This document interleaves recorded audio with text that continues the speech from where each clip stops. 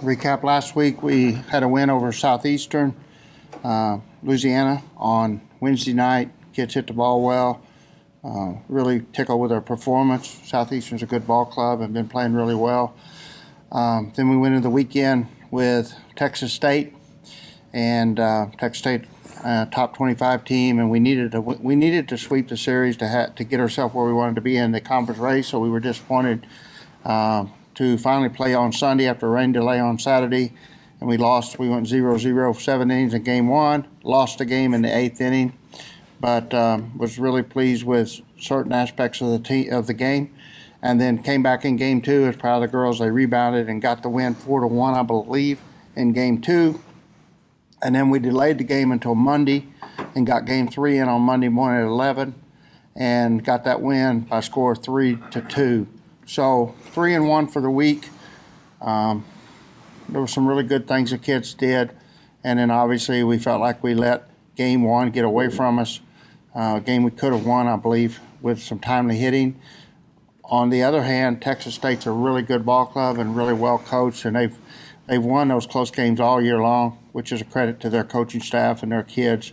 And so, great opponent, and we come out on the short end. In retrospect, obviously the sweep was right there for you guys, but going into the weekend, just knowing how tough of an opponent that was, obviously the goal is to win every game, but it was I don't know, were you more thinking we just got to win this series, obviously because it's the top 2 teams? Yeah, you know, it was a tricky series because for a lot of reasons, RPI-wise, to do what we needed to do in the NCAA tournament-wise, we knew that if we could split the series, we'd be in good shape because Texas State's such a good team and has such a good RPI and such a good record. So we had even, you know, one of the things we considered was splitting, not matching up Summer and Rupp game 1.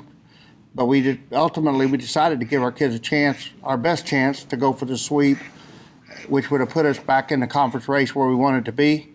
And we went for that, and you know, we didn't get game 1, but then fortunately our kids responded really well and came back with game 2.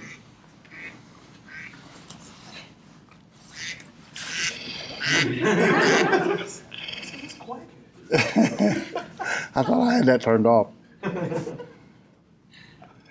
So I don't hear well, so the only thing I can hear is the duck call. It's a nice deep dark. I did have a dog bark, and that scared people.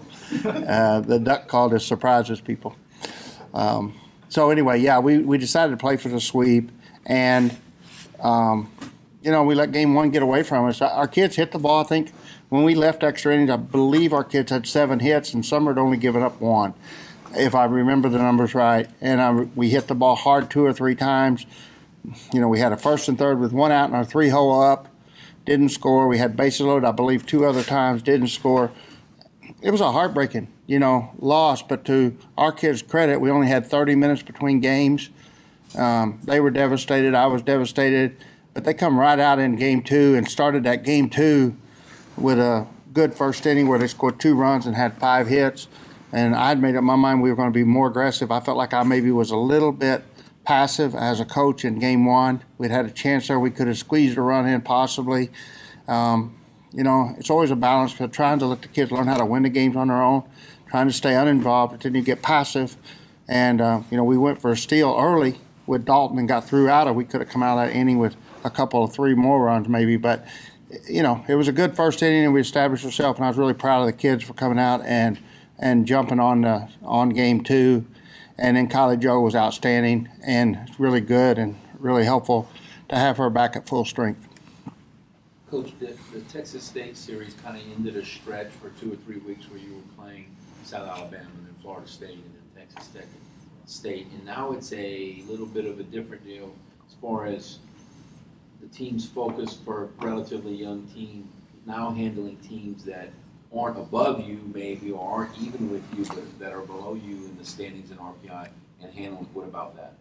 Yeah, you know, I'd marked this stretch, and actually on my calendar and my way I've been thinking it ends the tough stretch really goes through tomorrow night, because I think McNeese on the roads are going to be a really hard game for us, and we got to be extremely careful not to have a letdown after the Texas State series and this stretch with Florida State and all. But yeah, it's been a tough stretch, and I think our team has matured and became a lot better ball club. I think that it's pretty easy right now to see improvement in our ball club that we hoped we were seeing a couple weeks ago, but we weren't sure about. But I felt like definitely there's some improvement that's very obvious now. Offensively, defensively, we've settled back down and playing at a higher level like we were earlier in the season.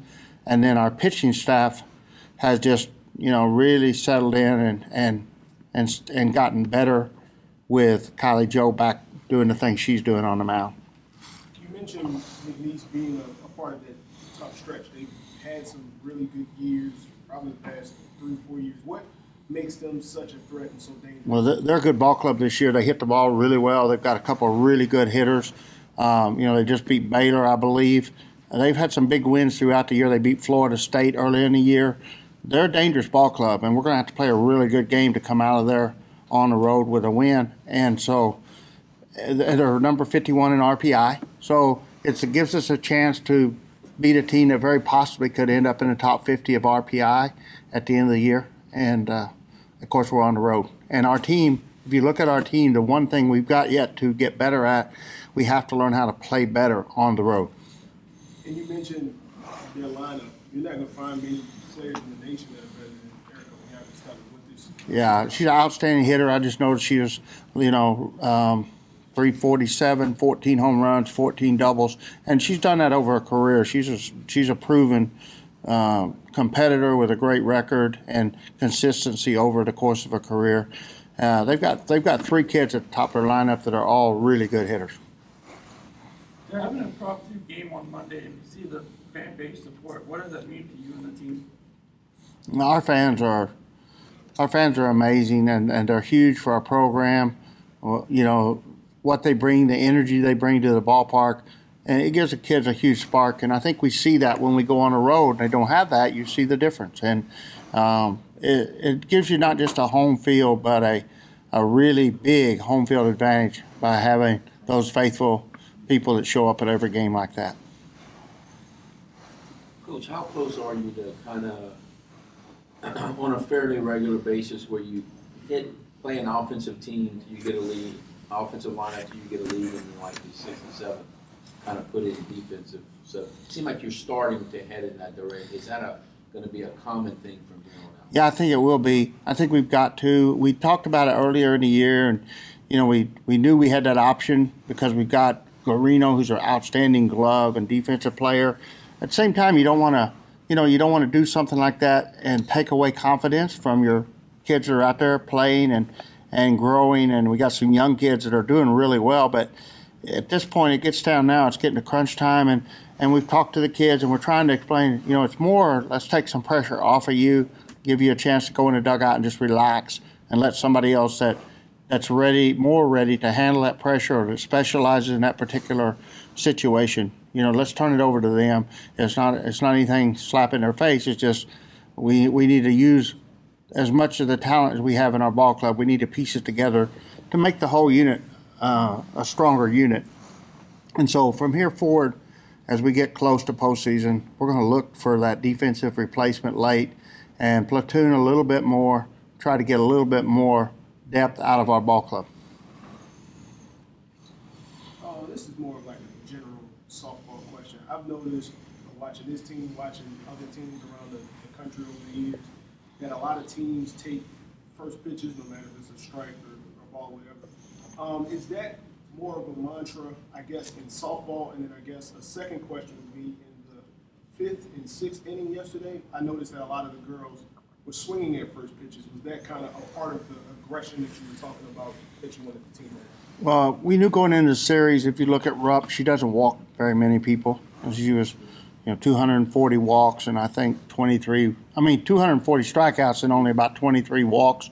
So like a 10-to-1 ratio. And we told the kids to be aggressive first pitch all the way through the series, hit the first good pitch, the first thrown strike. Not the first pitch, but the first thrown strike. And I think they became more comfortable as they saw her more.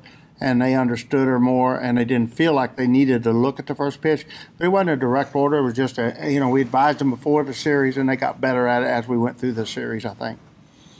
Is that something with the just even taking first pitches? Is that something that's generally taught in softball, or is it just different? I don't know. Overall, I think there are definitely programs that want players to look at the first pitch or take one strike. That's not something I'm big on. I want my kids to be aggressive. I think a lot of times the first strike is the best pitch you get in softball at the highest levels. But so I can't speak for everybody, but I'm not. There are certain games. If I see the pitcher has a very high percentage of walks to strikeouts, then we'll try to work the count and be more passive. But against a pitcher like Rupp that goes at you, then offensively we've got to get in there and swing away.